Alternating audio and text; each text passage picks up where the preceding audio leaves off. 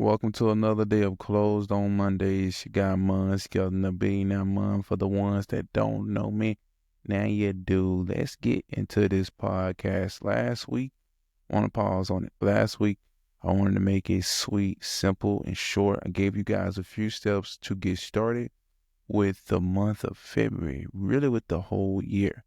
But just to speed up the process, I know a lot of people have trouble starting. They don't know where to start. They don't know how to start. I gave you a few steps, maybe a couple of steps to get you on your way. So let's get started and just recap on what we talked about last week. I want to get more into trying to actually give back to the audience, develop the audience. You already seen my rough patches. You already seen what I went through and how I had to get to where I'm at now. You know what I'm saying? So it was pretty much a rough start for me, a rough patch for me getting everything started to, especially up to this point. But now I'm here to lend a helping hand. I'm here to go back for my people. You feel me? I'm pulling a Moses here, so bear with me. But right now we're in a situation where we still have plenty of time to get what we want out of this year, especially at the beginning. You know what I mean? I had a late start last year, and I probably won't ever let that go. But for real, we need to get started now if we can, just to get the ball rolling, just to get our foot in the door or whatnot. Let's just get it right. So let's do it right the first time and not the last. But it's never too late to start. So I don't want to just steer you away. If you don't start now, you don't start now. But if you're looking to start sooner than later, I'm here to help. Like I was saying, I don't know what passion, what goal, what business opportunity, whatever you want to start, right? I just want to get you in a position to get started. I want to create some simple steps for you and gave you the simple steps. I actually wrote down some stuff for my own personal self that I want to conquer the whole month of February. If you heard me out clearly in 2025 episode, I was speaking on how I would treat each month like a year. I kind of overstepped when I said that because I knew what I was talking about, but I went back and I read that book. I read some of the book, not all of it. And I mentioned the book, but it's not a monthly year situation. It's actually 4 months equal a year. So that's how and that's really better. That's not, because you try to do something big in a month, it's crazy. If you can pull it off, pull it off. That's being rushed though. That's a rushed situation. And I hate to retract my words, but I'm the type of person to tell you I was wrong. But no, I'm just clearing up what I gave you, my instructions I gave you for 2025.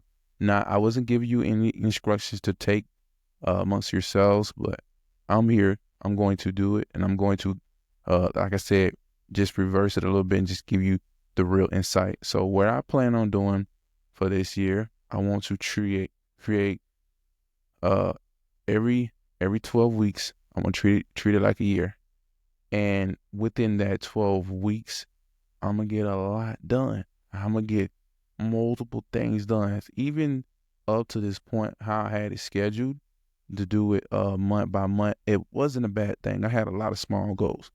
It wasn't no crazy goals, but it's like some unfinished business from last year. That's all it was. And I'm here to clean it up. I'm here to conquer all the things I wanted to do from last year that I didn't have time to do, that I had to put on hold because I needed to be in a situation to put me where I'm at right now. Honestly, it happened like that. So sometimes you got to play chess with your life. But I'm here to tell you, you can take control of that early on. So whatever business, whatever idea, whatever a position you want to be in, let's create that, man. Let's make that happen. I'm going to give you a story right quick. So when I first got into my very first industry, it was fitness. My fitness industry was built from passion. I had nothing else. I didn't really I wanted money for it. Of course I wanted money for it because I had to pay bills. I had to create situations for my family. I had to get out of poverty, you know what I'm saying? So, but honestly, when I first got started, I was in grad school. the money wasn't a thing. I still had the college lifestyle. So I was being taken care of by scholarships, just being honest. And I was in a situation where I could manage the little scholarship. Well, I was a graduate assistant at the library. So the little scholarship I had from them, I was able to cover all my bills. I was able to go to school, and I was able to eat. So fitness was like an extra thing for me. My fitness goals, my fitness career, my fitness everything. So it was an extra thing for me. So I created a business out of that situation while working or while being in grad school, you know. So once I done that, I was just looking for a problem to solve. And I got real hooked on online fitness. So that was kind of big for me back then. So once I was able to create that whole ordain, I knew going forward I was just building it up based off passion. I didn't have a dollar amount I wanted to charge. I was doing free classes, free sessions. I was doing not free challenges. I was doing challenges where I was paying the people just to be part of my challenge. Wasn't making any money off of it, but it was me giving back to the winner of that challenge. I didn't care about the money. The money wasn't a problem. It was me just I was passion driven. But when money became a problem, I had to remove that situation. I had to remove myself out of fitness because it wasn't paying enough. And honestly, just to let me pause on that story right quick. While I was doing fitness, I got into the online situation where I was able to build my business off online presence. And I liked the fact that I could do that. And once I learned how to create a presence online, I wanted to learn more about social media marketing. So once I got into social media marketing, it became like another like baby of mine or passion of mine, but I wasn't too passionate about it. I was more money driven than passion, to be honest with you. But it helped me leverage my lifestyle. It helped me leverage doing both fitness and marketing at the same time.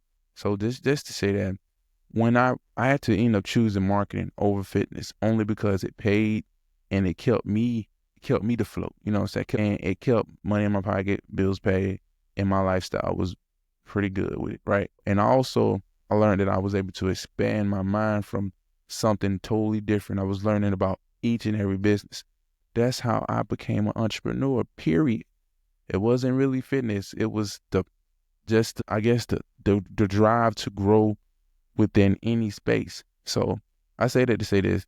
I had to start. I got in a situation where I chose passion first and I wanted to have purpose behind what I was doing. I like creating this situation and making people lose weight. I love that feeling. I love to see people lose weight. I love to see people I love to see people gain the results they want to gain. It didn't matter. I love seeing that stuff. So that gave me joy. It brought me, like, made me feel good, even if I didn't get paid for it. But it been times where I'd work with a client for a long period of time, no results. They was eating what they want to eat. That ain't my fault. We working our butt off. And sometimes we didn't work our butt off because they wasn't able to push themselves to that limit and they were still doing what they wanted to do in the kitchen. Again, not my fault. But that was like a touring situation for me. I was like, dang, even when I was working out people for free, I'm like, I am not getting anything out of it. It's not bringing me more clients because they doing what they want to do. That's when I felt like charging was like a good thing to do. Charging the situation. I was like, I gotta charge you because you ain't paying me attention. You feel me? So once I was able to do that and remove the people that really wasn't taking it serious to the people that was taking it serious, it became better for me and again better for my pockets. But I say all of that to say this, right? Sometimes you might be in a situation where you're trying to grow your business or grow your purpose. You're not gonna make money all the time. You ain't gonna start off making a whole lot of money. You might go years without it.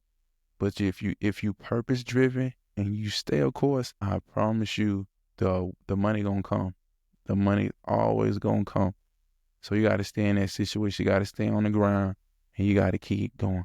Keep moving forward. But that's all I got for you guys, man. Again, I'm trying to keep it short and sweet. I come on here and I'll be speaking for 20 minutes. Not sure if everybody listened to the 20-minute episode from Billionaire Month, but guess what, man? Sometimes I don't mind dropping it, but I want to keep it short and sweet and just keep it simple, man. We out here, man. Too easy.